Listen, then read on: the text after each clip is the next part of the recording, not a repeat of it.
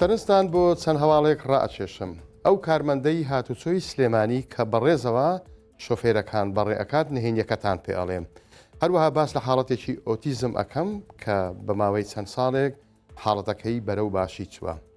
سڵاوتان لێبێت. نانی بازار لە خوورماڵ ئەمڕۆ زۆر بە زەحمەت دەست ئەکەوێت. زۆری نەی نانەواکان لە بەشە خازی خۆیان ڕازی نەبوون و دوکانەکانیان داخست. جگە لە خەڵکی ناحیەکە و دەوروبەری ئێستا گەشتیارێکی زۆر سەردانی تەوێڵا بیارە و زەڵم ئەکەن و لەوێنان ئەکڕن. وەک دەڵێن دووسێ بوتڵ غاز فریایان ناکەوێت کە پێشتر پەنایان بۆ دارسوتاندنیش بردووە. سالار حوسێن وێنەری نانەواکانی خوورماڵە بە 1964 وت پێش قەیرانەکە زستان بوو گەشتیار نەئەهاتن، بەڵام ئێستا ڕۆژ درێژە و لە کاتژمێر سەی بەیانیەوە ئێمە نانمان حازرا ئەو بڕەغازەی پێشتر دابین کراوە بەشمان ناکات و داوای زیادکردنی بڕەکەی ئەەکەین بۆ 5 بۆتۆڵ. خوورماڵ 8 نانەوای تەنووری تێدایە جگە لە نانی ماشینی سەمونخانەشی لێیە لەگەڵ ئەو شوێن کارانەی کانانی هەورامی ئەەکەن. فەرەیدون محەممەد بەڕێوەبەری ناحیەی خوورماڵ پێی وایە قسەی نانەواکان بیانووە، وەک دەڵێت بۆ ئەوەیە 6 نان بکەن بە 1000 دینار و گرانفرۆشی بکەن. ئەگەر نا ئەوە چەندین ساڵە بەو شێوازە غازیان بۆ دابینکردون و کێشەشیان نەبووە، دەش بێ ئەوان 8 نان بکەنەوە بە 1000 دینار.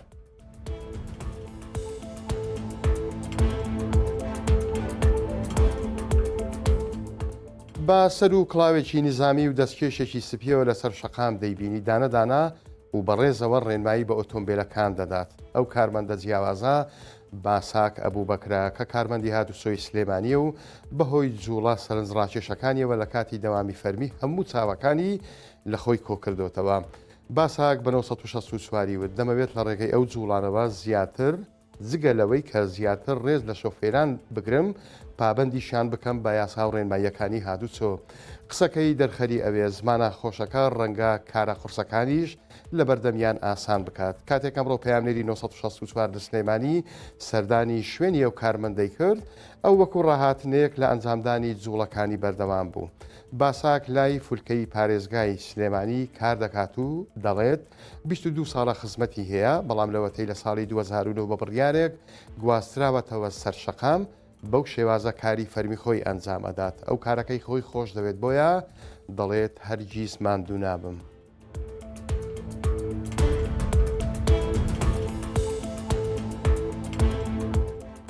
نابێت لە منداڵی ئۆتیزم بدرێت. مام ئەوڵای گۆرانی بێژ کوڕە ئۆتیزمەکەی هێنایە ناو هاوڕێکانی و ئەو پەیامەشی بۆ دایک و باوکانی خاوەن ئۆتیزم هەبوو. مام ئەوڵا کە ساڵانێکە دەمودەستی لەگەڵ منداڵان شل ئەکات و گۆرانیان بۆ ئەڵێ تا ئەمڕۆژ ڕەنگە کەس نەیزانی بێخۆشی لە دنیای ئۆتیزمەوە تێکەڵ بە منداڵان بووە. ئەمڕۆ کاڕۆژی جیهانی منداڵان بوو لە هەولێر خاوەن ئۆتیزمەکانیان بێبەش نەکرد، ئاهەنگیان بۆ سازکردن دڵخۆشیان کردن. بۆنە و ئاهەنگەکە لەلایەن ڕێکخراوی ئامێزی ئۆتیزم بۆ زیاتر لە 35 خێزان سازکرا. هونەرمەند سەلاح محەممەد کە بە مام ئەوڵا ناسراوە خاوەن منداڵێکی ئۆتیزمە و هاتبووە ئاهەنگەکە. ئەو داوای کرد دایکان و باوکان هەموو منداڵە ئاساییەکان مامەڵەی ژیانێکی ئاسایی لەگەڵ منداڵە ئۆتیزمەکانیان بکەن، هەرگیز لێیان نەدەن بەردەوام لە ژوورەکان نەیان هێڵنەوە. ئەوە هۆکارە بۆ ئەوەی منداڵەکە ژیانی خۆی لەگەڵ چواردەوری ئاسایی بکاتەوە و جوڵە بەردەوامەکانی بۆ جوڵەی ئاسایی بگۆڕێت.